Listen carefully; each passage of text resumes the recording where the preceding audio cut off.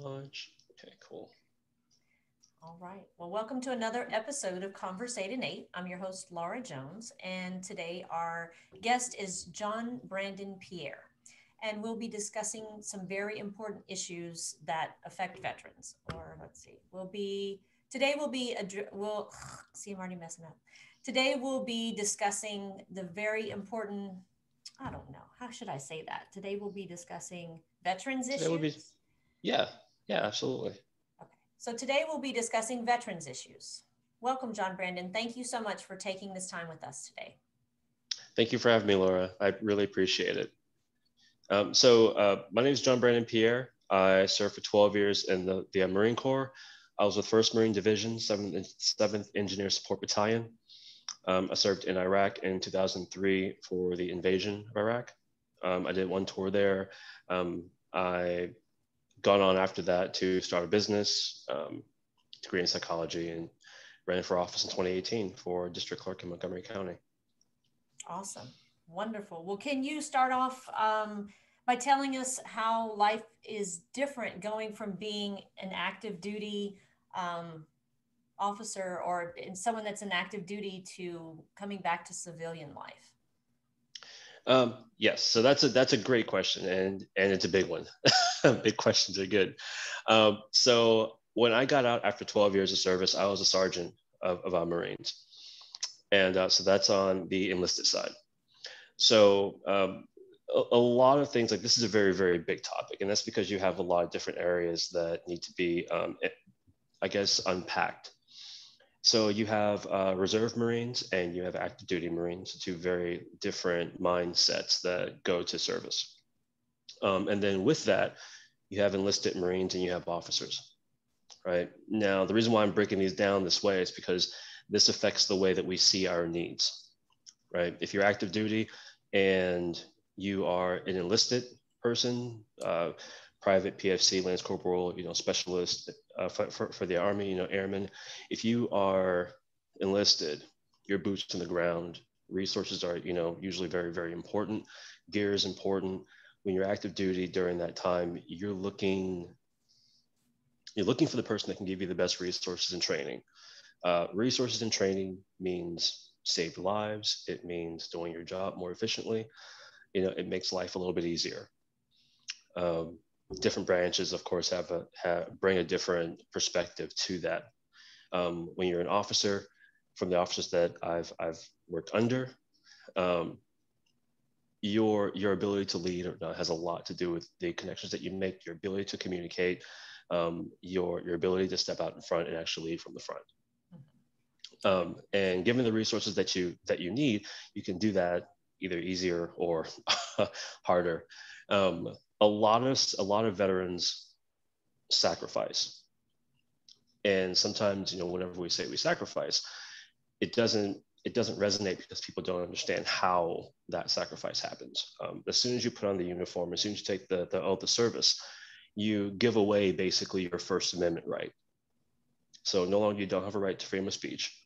You don't have a right to freedom of assembly, right? And that's because you are serving the country as a whole, whether it's one side of the political spectrum or the other side of the political spectrum. So when it comes to that, a lot of times, like for example, I served under Republican presidents and Democratic presidents. And for many of us, it's all the same. And that's because we see the policies, and those policies affect our lives based on, if we're going to end up overseas, if we're going to end up, being stateside, are we going to go to war, right? And it affects our families as well. So a lot of veterans don't see a political side. They just see a giant machine, right? They see people that have wants, and usually those wants don't necessarily include us. So that leads me to another issue, a big issue, and that's that a lot of veterans, when they get out, they have a lot of veterans when they get out, and this is more for the enlisted side. The idea is that I've been serving for X amount of years, and during those years, you're a tool. You're a tool of the government. You're used by the government, your government property. So when it comes to after that service, that time, right, where you've got your family now, you've got your freedom to do what you want, say what you want, go where you want. A lot of us just want to be left alone. You know, it's very difficult to get us back involved, and that's because a lot of times there's burnout, and that lasts years, right? So when you There's a say lack of. involved, do you mean just involved in daily life, like having a job and interacting with people on a social level? Oh yeah, that political, social, job, you name it. A lot of times we're given a lot of responsibility, and that responsibility has real consequences. For example, as a sergeant of Marines, I was responsible for my junior Marines both on duty and off duty, right? You'll be very hard pressed to go to a job in the civilian world where your boss is in your life both on duty and off duty. It's like, hey, after 9 to 5, don't call me. But in the military, though, they're designed to be your safety net. They're designed to guide you, but that guidance happens through emulation. In other words, as a sergeant, I have a warrant order that tells me that I have to be on 24/7. Right? I have to be the person that I want you to follow. And if I don't be that person, there are consequences to that. So it's very difficult. It's like a culture shock when you come home, because now you have civilians who use terms like freedom, and they use terms like patriotism, and they use all these like flashy words. And a lot of times in the veteran community, we're like, okay, yeah, we hear you, but you're not saying anything. The words are hollow, right?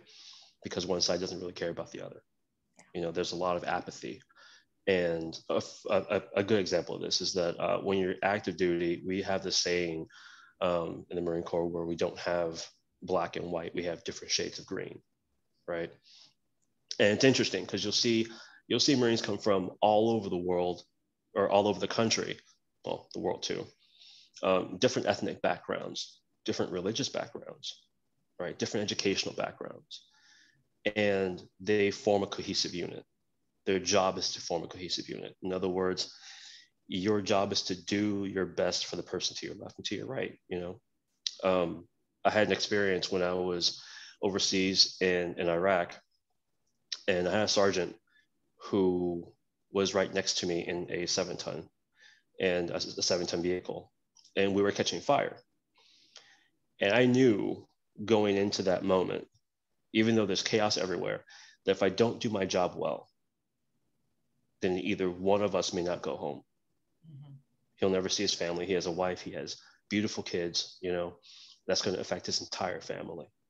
And that becomes the reason why you do what you do. But the thing is that that's only for a season, right? So we go into service, we do this, this awesome work, we do all this stuff, we do crazy things that we would never think of that we could, never think of, that become our C stories, right? And then you come home and you go back to this divided country, right? Where I got people who I served with who, found it difficult to go back home because at home there's prejudice, at home there's racism, and their families and their friends and their societies are saying, hey, this is what we see and this is why we feel this way. And many times that veteran's like, hey, you know what? I fought with people that look like that. I'm here today having dinner with you because of someone of that skin shade. So it becomes a very complex situation. And when you hear about everyone what they're arguing about, you're like, wow, okay. So is this something I want to get involved in? Yeah. Right. I've already been used. I've been used by the government for X number of years, however long my service is, right? And now do I want to be used on the left or used on the right? Or do I want to be left alone?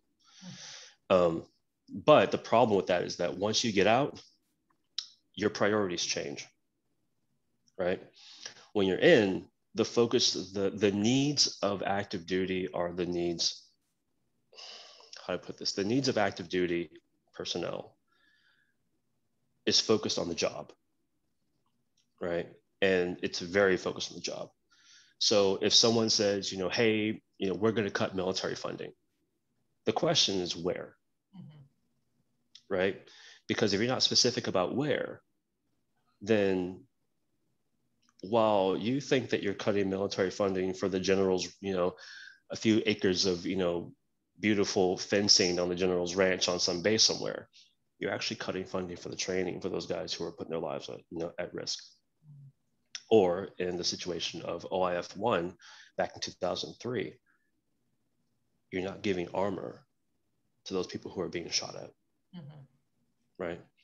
So the question ends up being, where are you going to cut funding? And this is where a lot of times veterans step back and they go, you know what, I shouldn't even get involved, because I know that civilians are not going to be specific about those things because they don't think about those things, right? You're thinking about childcare, and you're thinking about civil rights and stuff, and you're thinking about all these other things, but we're thinking about this piece of armor that I've got that's a hand-me-down from Vietnam, right? that won't stop certain types of rounds that we have now. And we went into firefights with sandbags for armor. We went and bought our own armor, right? I'm talking about the biggest, most capable military on the planet.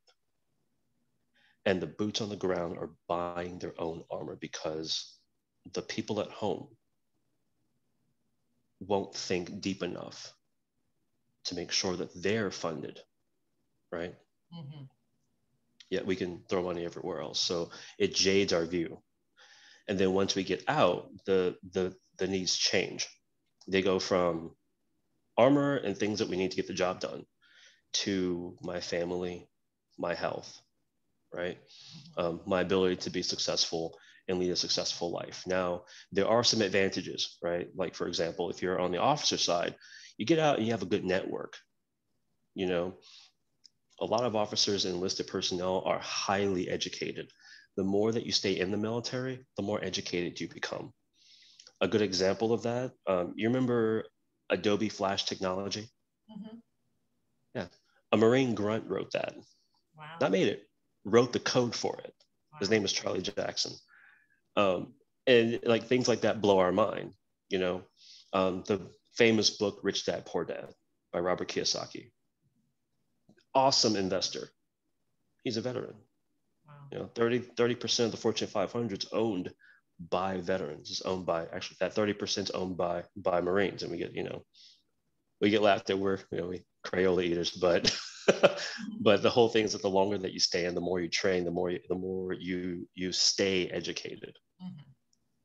So when officers get out, usually they have a very good network, a very high level of education, and there's a pathway to another job or another career. On the active duty side, the lower you are in the rank, the more difficult it gets to find a new job or to find a new career or to have a network, right? These are guys that come home after serving at war and go to the oil field. These are guys that come home after war, they have disabilities, and all of a sudden, because of trauma, PTSD, things of that nature, they can't, how do I put this? They can't cope as well with civilian day-to-day politics. Craziness at work, right? Bad leadership, horrible communication, right? People that are ungalvanized, right? Don't know how to come together as a team, right? Can't take criticism. People that don't know what they want, or they have unrealistic expectations about what they want. They see you come in as a veteran and they say, oh, we love veterans. And I like to say this a lot. People love veterans. Country loves veterans. They don't like it once we start to work. Because once we start to work, we bring that mindset with us. We'll be there early. We're very, very focused. We're very stern. We're very straight, for most of us. And now there's that communication issue, right? And that's why a lot of veterans are like, well, I'll talk to my veteran friends or not, but it's really difficult to connect with civilians. And then we see a lot of the social issues going on, and we're like, wow, like this is just crazy. One person that I wanted to mention was my first commanding officer. My first commanding officer was Susan Bird. And Susan Bird is amazing, right? She's one of the most awesome people that I know. And she was one of the first women to lead Marines into combat, like history book stuff, right? But at the same time, she's also LGBTQ. So like when civilians talk about like women in the military, LGBTQ in the military, they're talking about it with the mindset of what they see and what they experience, not what veterans see and what veterans experience. Now, is it perfect? Absolutely not, right? Given the branches, things are handled in different ways, and they can all be improved upon. And usually in the military, when there is something like that or not, things go up the chain. Notice how I said usually. Things go up the chain, they get handled, and things roll back down. Our military is something that's constantly evolving, right? Constantly changing, constantly growing. And it grows usually at a faster rate than the things that are happening on the civilian side, because we have a job to do, you know? We have to stay ahead of the game, and we have to stay, you know, agile. So those like that experience and that lifestyle has a really hard time meshing with the civilian experience and the civilian lifestyle. We find ourselves wanting to be isolated, and many of us do isolate. We go find a patch of land somewhere that has a cabin on it, you know, and we're like Mark Wahlberg in Shooter. We just go out in the middle of nowhere and we're like, okay, as long as I've got 360, you know, and I can see in 360 degrees, I'm good. So leave me alone. But that's not realistic. You know, you do need to be involved, and you do need to be, you know, of all the people that we have, you know, that we can utilize, the experience we can utilize, veterans are an untapped source. Mm-hmm. Well, and I'm sure that you had the option to move to a piece of property and isolate yourself. So what helped you make the decision to integrate back into society and get a job and interact with civilians on a daily basis? Oh, I'm a glutton for pain. Actually, I've answered this question before. Everything I've done in my life has a certain theme to it. And I think everyone's life choices does. And my theme has been service. Mm-hmm. It's what got me into the Marine Corps. It's what got me into my own company in the fitness industry, because I wanted to give back. You know, after my experience active duty, I wanted to do something that helped elongate and better people's lives. After that, I got into mental health because I wanted to serve again. You know, I want to serve people in a more direct way, and help where I see a problem. And that means that I have to first take care of myself. Mm-hmm. And just to make sure that my mental health is taken care of. You know, I have to make sure that my needs are taken care of. My goals in life are realized, established, and I'm working for them. You know, that way I can help somebody else. And that meant that I couldn't isolate. Mm-hmm. You know, I teach cognitive behavioral modules as we spoke about earlier, but I've been in therapy for 18 years. I recommend cognitive behavioral therapy. There's lots of organizations attached to the VA. I use the Vet Center in Houston. They're amazing. And that helps you deal with the issues that you're facing. I'm of the mindset that every person, every, you know, biped mammal needs to be having some type of therapy. And that's just so we can deal with issues that arise, you know, not saying that someone has a problem, just that we're human beings. And if you put physical stress on your body, you know, there will be moments of trauma, and your body will need help to recover. You go see a doctor, right? If you don't go see the doctor, or you don't take care of yourself, you end up breaking your body, and then you have a bigger problem, right? And in mental health, we've done the same thing. We've ignored it long enough to where it's become a large social problem. I mean, this made a lot of people famous online, but but yeah, it's a really big situation. But those are the things that got me active, though, because those were things that I saw, and I was like, this is something that I can have an impact on. This is something I can help with, and that gives me a sense of worth and a sense of value. I tell people at work, the best job I ever had in my entire life, and I'll never have a better one again, is being a sergeant of Marines. I did my best to perfect myself at that position of leadership. And granted, when that's what you love, you try and bring that energy wherever you go, and sometimes that's difficult because you see areas where you have leadership that could be better, but doesn't know how to take criticism. Yeah. Right. You have leadership that is flawed in areas where there's insecurities.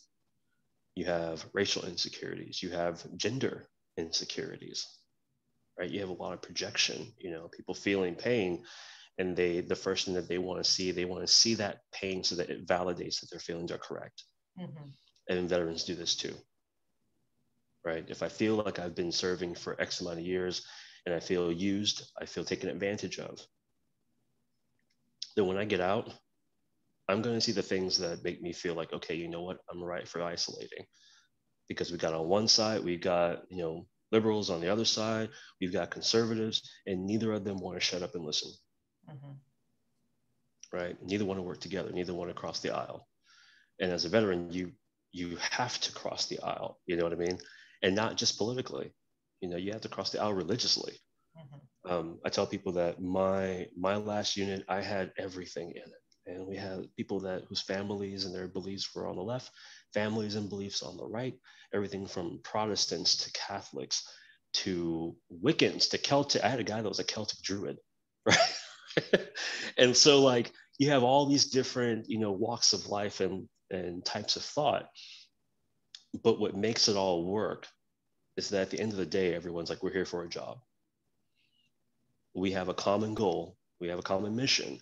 And in order to complete that mission, we can't let insignificant differences, because at this point, those differences are insignificant. We can't let insignificant differences make us retreat to our camps and not work together. Everyone has something that they bring to the table. And if leadership can see those things, it can tap each person for what they bring, then we have a very strong team. I think as a country, we forgot that. We've drastically forgotten that. We have people from all over the world here, and they all bring different viewpoints, and they all bring different things of value. But because we're so focused on the thing that we need validation of, whether it's gender, whether it's social, whether it's economic, we don't look at what someone else is saying that might actually be something that helps us out. Yeah. Yeah, absolutely.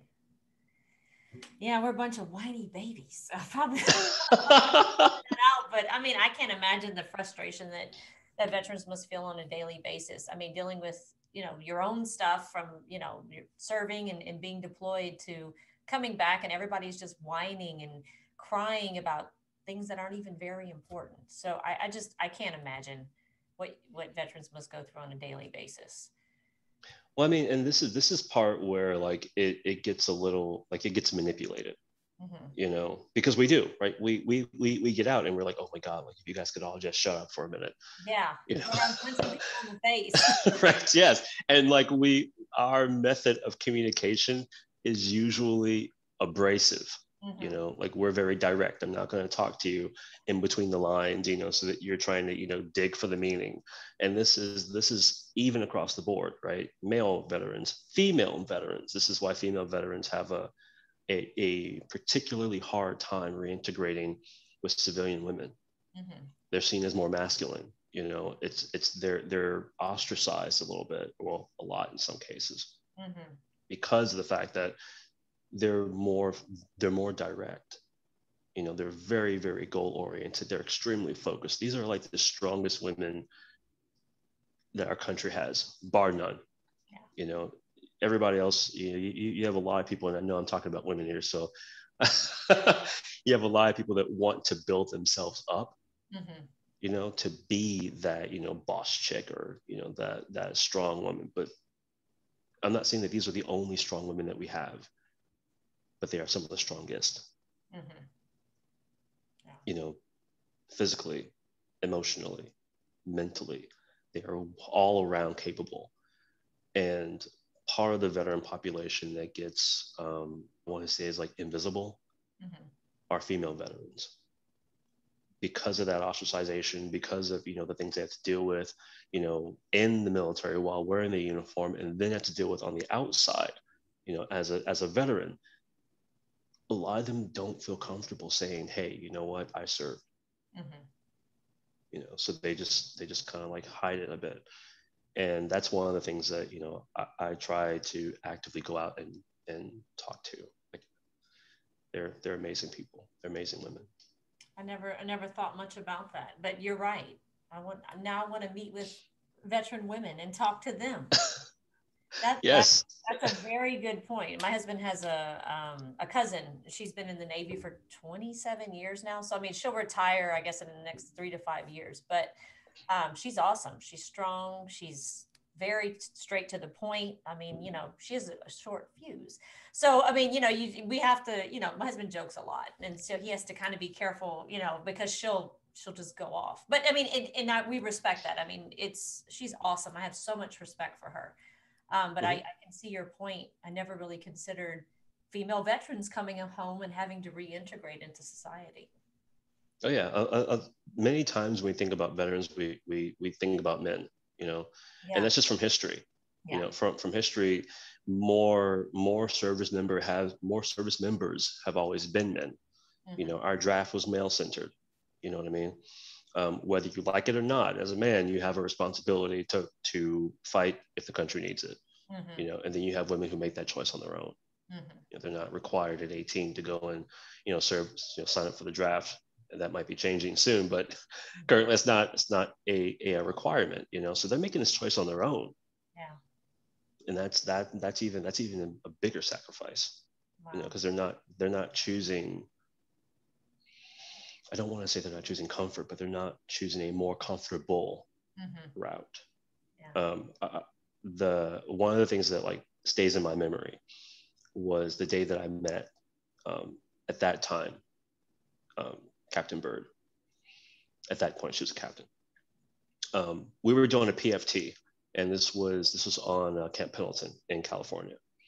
And usually, like, PFT is like something that Marines are very, very, they're very touchy about.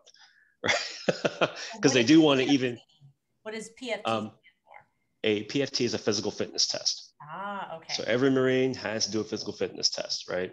Have to maintain a certain level of combat readiness. So a lot of Marines are very big on equality too. So they're like, hey, you know what? Men have to do a full arm hang pull-ups, 20 of them. Well, 3 minimum, 20 maximum. And you go from full arm hang to full chin brick in the bar. And for the ladies, we had a lot of ladies who were not at that point that had the option of doing the flexed arm hang, right?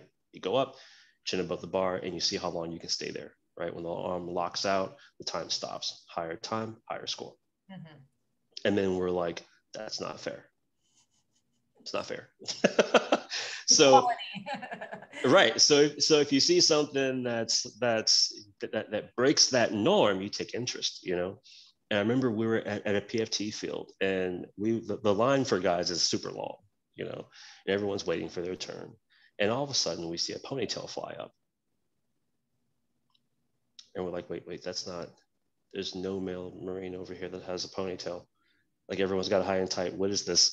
And you see it again. It happens 20 times. Wow. Not once, not 3 times, 20. Wow. And we're like, who the hell is that? And she got so much respect, right? Like, so much respect, because she's like, hey, I want to show them that, they can trust me with their lives. And that's the mark of a good Marine Corps leader, being able to lead from the front. And that's another issue that, veterans have or service members have when they come out. They're used to their leaders leading from the front, being decisive. There's a saying in the military, but when it comes to leadership, that the wrong decision is better than no decision. A wrong decision you can learn from. There might be a consequence, but you can learn from it. And a lot of times it's seen more leniently than if you make absolutely no decision. And on the civilian side, a lot of times when you see leaders, they're like, well, I don't want to make a decision yet because it might be wrong. Yeah, yeah, definitely. And that frustrates the hell out of us, especially if they're politicians Mm-hmm. and they can't make a decision. Yeah. That's going to frustrate us. Yeah. You know, makes a lot of sense.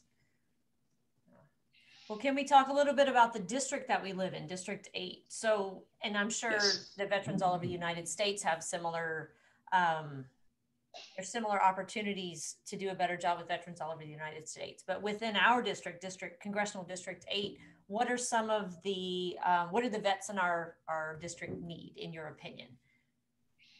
Honestly, I really think that veterans in our district need a voice.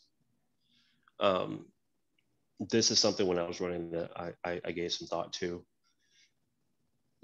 It's something that I try to, excuse me. That's something that I try to bring to the table. And that's that when it comes to veterans' needs, there's not enough of a voice. Mm-hmm. If you have a lot of veterans that have gotten out in their 30s, 40s, 50s, you know, like this is the OIF generation is getting older, right? They moved from active service and now they're solidly veterans, most of them. Mm-hmm. And a lot of them are in District 8. A lot of Marines come from Texas. So we run into each other every once in a while. But the needs are things like making sure that we have resources for veterans, mm-hmm. right? Do we have mental health available to veterans? And PTSD is still a huge deal.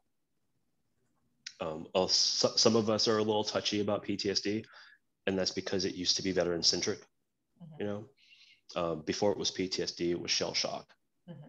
and it was supposed to be a very, very, very severe form of trauma, mm-hmm. right? Bombs going off, your friends being shot. You know, I was in therapy with a guy once who, and this is heartbreaking, who enlisted with his best friend, went to war with his best friend, and his best friend died in his arms, and he was covered in his best friend's blood, and he couldn't wash it out of his candles, and he still lives with that thought. He still lives with that. Like those are his nightmares, you know. And these are things that veterans we're very good at compartmentalizing, mm-hmm. and we'll put it in the box and we'll try and stuff it down and say, you know what, I'm just going to keep marching on, mm-hmm. right? I'm going to wake up. I got this. I'm going to keep moving forward, one foot in front of the other. I'm not going to fall out, right? And then all of a sudden something breaks. And when something breaks, there's nowhere to go. There's no one to call, you know. Sometimes you have a veteran group of friends and whatnot, but then, you know, it's kind of like, you know, you're all talking to each other about the same thing. Mm-hmm. And then if you try to reach out to like the VA or something like that, there's a whole lot of bureaucracy, and that bureaucracy isn't made by veterans. Mm-hmm. It's made by civilians, mm-hmm. right? I'm of the mindset that veterans ought to run the VA. I know that civilians love veterans, but the VA would run so much more smoothly if it was run by veterans, because they would understand already what's needed. Yeah. You know, and that's something that we don't have. At least we don't have that in District 8. Mm-hmm. We don't have someone to take that position or not, or you know, make them feel as though their voice is being heard and their needs are there, so that when veterans see that their needs matter, they will voice them more. Mm-hmm. Until then, they're like, I can survive. So that's what I'm going to do. You know, I've been trained how to survive, not how to thrive, mm-hmm. but just how to survive. Mm-hmm. And one thing that I think that would be great in District 8 is a focus on reduction of psychoactive medication. Mm-hmm. I think that once, yes, like that's something. The replacement for psychoactive medication. What's that? What would be a replacement for psychoactive medication? Therapy or? Yeah. So cognitive behavioral therapy is, I think, the golden standard. It's actually right now, as far as psychology is concerned, like this is where we are right now. Mm-hmm. Cognitive behavioral therapy is the top tier right now. And this is what I've been doing for 18 years. Mm-hmm. and it's work. It does not, it doesn't put, it doesn't prescribe drugs. There's no drugs. You're dealing with the issues. You're dealing with the issues that are deep down, buried, and you're actually working. You have homework. You have things you have to do. There was a time when I couldn't walk into a grocery store on a Sunday at noon, and it was just because there were so many people, right? Yeah. There were times when I would be going out with a friend and I couldn't sit with my back to the door because I had anxiety. There were times when I couldn't go to the movies to watch a certain movie if the setting of the movie was in the desert. I couldn't go. I knew that would be something that just wasn't going to work. And through that therapy, those issues have been dealt with. There's a lot more leeway. I can do a lot more now. And a lot of times veterans don't take that route because it's never offered to them. Instead, when they go in for help, they hear things like, oh, well, you're having trouble sleeping? Here's something for that. Oh, wait, hold on a second. We gave you the drug for going to sleep. So let's give you the drug for getting up in the morning, right? Because you're going to be flat in the morning. So we gave you the drug for being flat in the morning. And then instead of giving you something for anxiety, like throughout the day that you can take, like when you have those moments, let's give you something that's, more, it's like, opiate based and whatnot, that's going to have you hooked on it. And it's going to make you addicted to drugs, right? And you go from 2 medications to 5 medications. Those medications have side effects. You have 6 medications and 8 medications. And now you're having issues with your family, right? Your family life starts to deteriorate because you're medicated. Your marriages start to deteriorate because you're medicated, and that medication creates more anxiety. It creates sexual issues in our relationships, and those issues create more stress. And now you've got more medication to go with it. Before you know it, you're on 20 different medications, and many of those medications, here's the I guess you can say, was it the joke, right? Many of those medications have a side effect of suicidal tendencies. So when we hear about, veterans committing suicide 22 a day, a lot of that's not because we went to war. A lot of that's because we have people in office, and we have people in legislature, we have people in government who say we love veterans, right? But then they go and they say, what? I'm going to go listen to the pharmaceutical industry who's got a new drug that we're going to sell to veterans or not to handle something new, some new symptom. Yeah. Or we have too much of this old drug, this old generic drug. So what's a good way to get rid of it? Make veterans swallow it. Right? We all know what it's like to be guinea pigs. All of us. So that's something that District 8 could do and could lead with. It's a lot of opportunity. Yeah, to normalize. I mean, and I hear in different circles normalizing mental health, discussions about mental health just in the civilian world. But again, with the veteran population, I mean, how much more, not much more important, but how important that must be as well. Because with so many people just in this, and I can only really speak for the civilian world. My father is a veteran, and two of my sons have served. So I mean, I don't really have now I've never served, so I don't have that to draw from. But just being someone in the civilian world, there are so many people who opt to use prescription medication as opposed to going to a therapist. I mean, and the more that we normalize this, I guess, as a society, the healthier we'll become.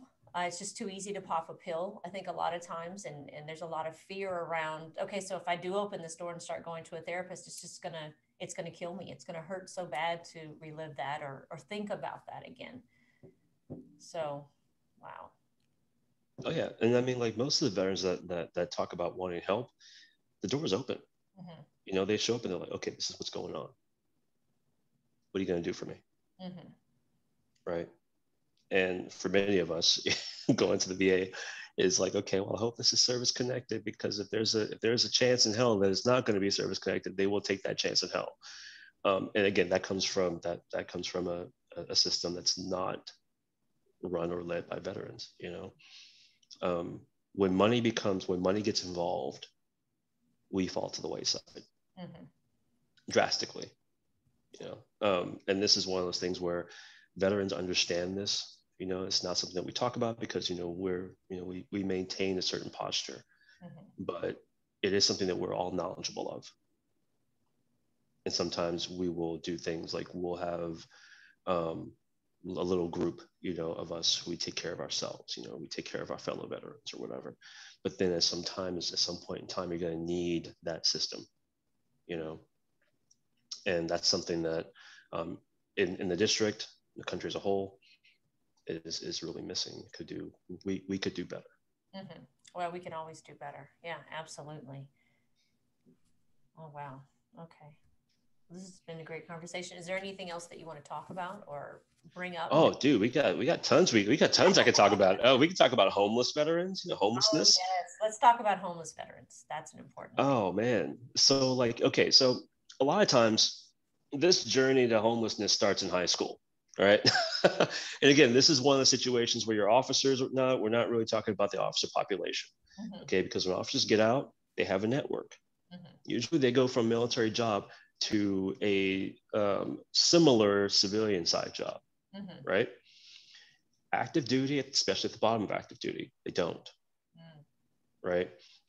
So you're talking about someone that may have a high school level education, but with a lot of training in various areas.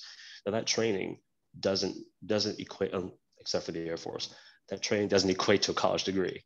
Okay, usually you walk out with more experience than your college counterparts, Mm-hmm. and you walk out with more training than your college counterparts because you've had the book side of it, and then you've had the practical application side of it, right? Mm-hmm. You've used what you've learned. So when you get out, there's nowhere to go. Some guys, because they're dealing with PTSD and end up on medications, get hooked on drugs and become what? Homeless. Mm-hmm. Because when your life, you know, let's say you get out, you find your job, that's going well, right? You've got your wife, you've got your kids and everything, and all of a sudden PTSD strikes. Mm. You know, you've got night terrors, you wake up screaming or whatnot. Your wife comes, you know, she rolls over, honey, are you okay? And next thing you know, what happened, right? In your mind, you know, the guy from your deployment just touched you on the shoulder, right? Because you're still asleep, and you end up assaulting your wife Mm-hmm. or hurting someone you love or some other situation. And you end up on medication, or you can end up in jail, right? Which then, you know, that's a negative, that's a whole negative situation in and of itself. But a lot of these issues lead to homelessness because if you're medicated, you can't be sharp on you're less sharp at work.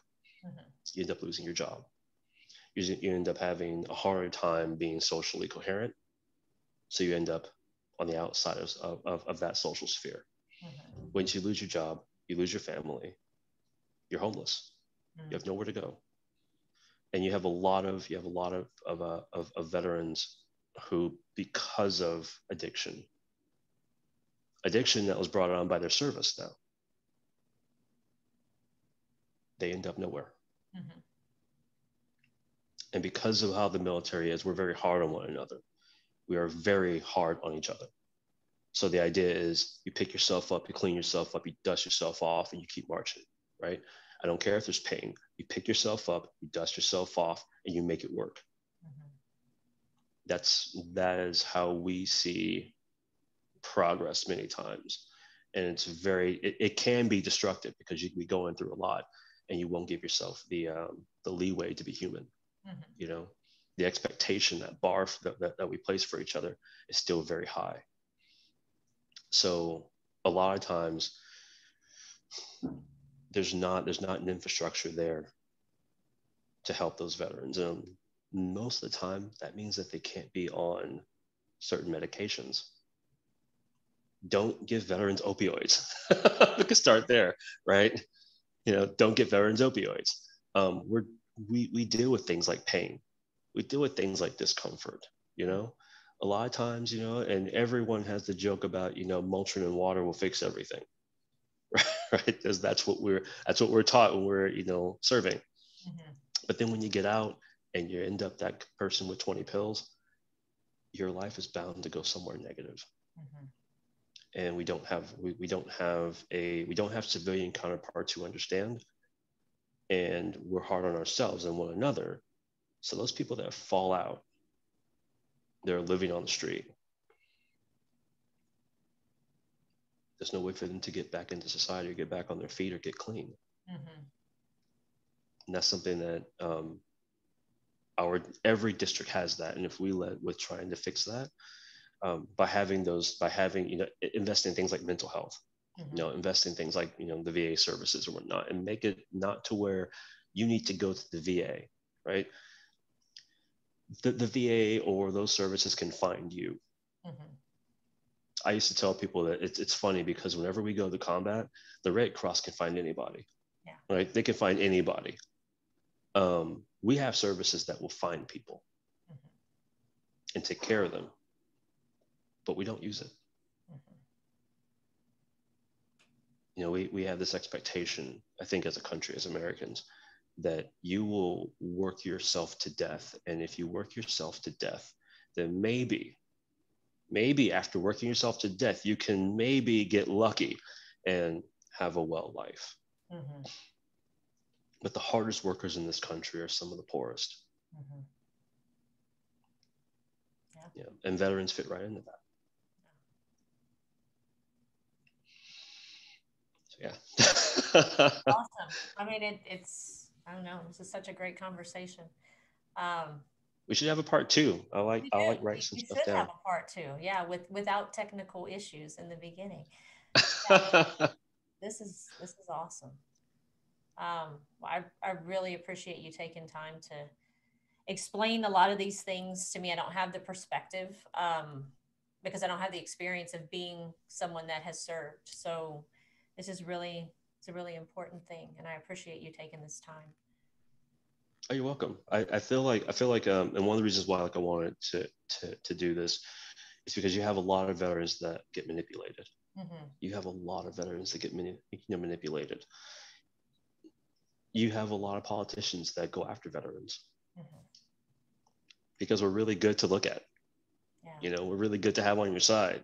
Yeah, photo opportunities, Great photo oh man, epic photo opportunities, right? Patriotism, yeah. What's more patriotic than veterans and flags in the background? I mean, exactly.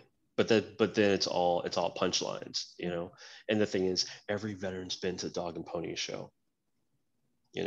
We see it for what it is. It's hollow words and things that have no meaning. Mm-hmm. Right? Lots of bark, no bite. So a lot of times that's what makes us crestfallen, sullen. It makes us disconnected and isolated. Yeah. It's because a lot of us, when we get out, we ask ourselves a very sad question. Is this what I fought for? Mm-hmm. After OIF 1, I buried 17 Marines. Is this what 17 Marines lost their lives for? Mm-hmm. Hundreds of thousands of us over the years, we've done over generation after generation. Is this what we've done? Right? You've got, I usually tell people if they have problems with their country, go to Rosecrans. If you're on the West Coast, go to Rosecrans. If you're on the East Coast, go to Arlington. These are people who've given all. Mm-hmm. These are people who have sacrificed everything. We have a saying, everyone sacrificed some, or all give some, but some give all. Yeah. And that's a really, really like heavy thing for us, because those are the people that we know, they're our family. Some of these people have been there more than our families. Mm-hmm. That Band of Brothers stuff is actually pretty on point. Mm-hmm. Because they help you get back home. And then you come home and you see civilians, running over protesters in the middle of the road, not knowing that their First Amendment rights don't refer to other Americans. It refers to the federal government. Mm-hmm. Yeah. Not knowing that things like, for example, when you're active duty and you're having when you're mentally distressed, the first thing that happens is they take away your gun. Mm. They do that because everyone else's life is important. Yeah. And they don't want you taking your life, They will take away your gun and put you on restriction and monitor you. But we have civilians who just don't care. Mm-hmm. And that's it's hard to say that, but that's the truth. They don't care. The hobby is more important than their country, and their country means nothing to them. And the countrymen, it doesn't mean anything either, because their focus is selfish. Yeah, and that's just putting it out there directly. Yeah. And it's absolutely true. And it seems to get worse and worse with each, 10 or 20-year span of time. It just, I don't know. There's a You're few right. people that are out, trying to bring awareness to certain things and make things better. But for the vast majority, people are easily manipulated because they are so self-centered and self-serving. And You're politicians. right. It's either self-centered or self-serving, or fear, Mm-hmm. right? Or fear. If I told you, for example, like I'm going to come and take all the cars in the country, like what the hell? How am I going to get to work? It's Yeah. like, okay, I tell you what, I'll make you a deal. All right. If you are responsible in the operation of that vehicle, drive it wherever you want. Don't break laws. The laws are there for the safety of everyone on the road, Mm-hmm. right? Gun regulations are there for what? The safety of every single American, your family included. So there should be regulations on it. You know, Mm-hmm. that's a device that used to take lives, Yeah. whether it's an animal's life or another human's. So that should be serious. That should be something that we're not playing with.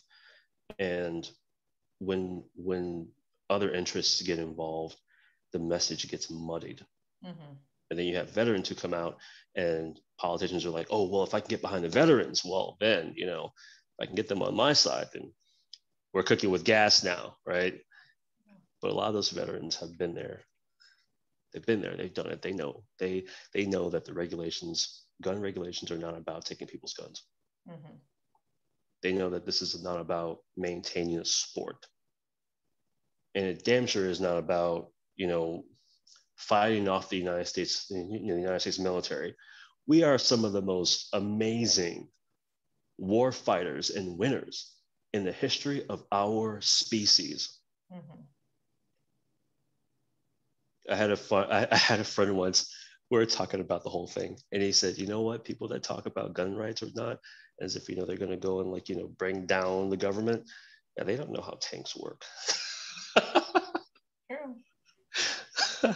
And being a combat engineer, like that was my job. I was like, yeah, no, they don't know how bombs work either.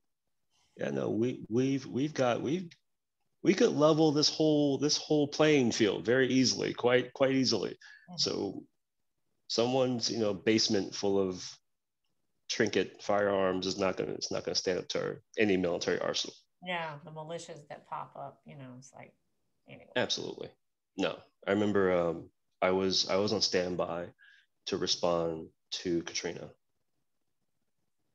and I was born in New Orleans, and I remember being in First Marine Division, um, Juliet area, and we were told, "Hey, stand by because we don't know either the First Marine Division is going to respond, or I think it was Seventh Marines on the East Coast is going to respond." Now, First Marine Division has been the first boots on the ground in almost every serious conflict that this country's ever been involved in. And when First Marine Division touches down, it's all business, Mm-hmm. and it's bad business, Mm-hmm. and we have a job to do. Now, we take an oath to defend the Constitution against all enemies, foreign and domestic. Mm-hmm. So when we were on standby, we were dealing with that, and the idea was unanimous. If we're boots on the ground, we're there to work. Mm-hmm. Calling in the United States military is not a small thing. Mm-hmm. It's a big thing. It's a very big thing. If I'm not mistaken, the only sitting president who's ever gone to war with the United States was George Washington. Mm-hmm. And that was the Whiskey Rebellion, Mm-hmm. but it got squashed quick. And today it would happen even faster. Yeah. But there's this like disconnect, with civilians and then with the military. Um, we do have a job, but the job is to protect this country. Mm-hmm. Right? We give up our rights so that other people can enjoy theirs. Yeah. And it's heartbreaking when you do the job, you give up and you sacrifice, and you realize that they don't value the rights that they have. Mm-hmm. So it can get tough at times. Yeah. Well, I apologize on behalf of all the idiot civilians out there that just don't get it. I mean, you guys it must be very frustrating. Well, I feel like a lot of veterans, whenever they go back home, the first thing some people do is re-indoctrinate them. Mm-hmm. You know, they re-indoctrinate them, and they're like, okay, so I see that you've like people used to say this, and it used to be so frustrating. But they would say, "Welcome to the real world. Welcome back to the real world," right? And my response was always, a scoff, a Cartesian eyebrow, and I'd be like, okay, so the rest of the world, that's the real world. Mm-hmm. You live in a bubble. Yeah. It's a bubble validated by people that say and believe the same things that you say and believe. Mm-hmm. Right? It ain't the real world. The real world, in order to survive, you absolutely need everyone. Yeah. Regardless of their political beliefs, their religious beliefs, you need them. They have value to you. Mm-hmm. And then when you get out, you go home, and some people, not all, get re-indoctrinated into, prejudicial type of thinking, mm-hmm. whether it's political prejudice, whether it's racial prejudice, whether it's gender prejudice, and that's a sad thing, because you see things like, veterans being a part of groups that assaulted the Capitol. Yeah. Those guys in uniform would have never dreamt of that. Yeah. Yeah. You have people currently serving that were like, okay, no, draw the line right there. We we no longer claim them. Because it's just unthinkable. Yeah. It's unthinkable. Yeah. But yeah, we have plenty of other stuff we could talk about, right? Oh, man. Like we could have 3 or 4 episodes. This is awesome, and it's necessary. I'm really glad that you're a part of the outreach group, or you're heading the outreach group, and there's so much that I want to learn personally, and then to be able to do better for our district as well. I mean, as we grow, there'll be a lot of different voices. The hardest people to really get is people right now in like I want to say maybe the 25 to 45 age range. Mm-hmm. And that's because they're not retired. They have families and kids and work and jobs and stuff, and they have a lot going on. Mm-hmm. So that's kind of the challenge, that we have to meet. Yeah, for sure. Well, thank you so much. I really want to connect with some female veterans now, since we had this conversation. Call oh my gosh, her last, Major Olson. Oh yes, yeah. I have her. Yes, we've talked several times. She is awesome. Yes, very very straight to the point, very matter of fact.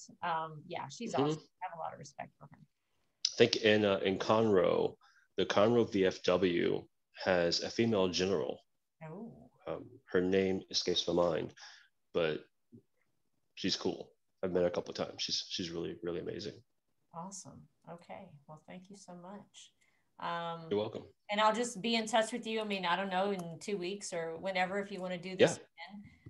I know you have a busy life and a lot going on. So. Well, let me know when this airs so I can not look at myself.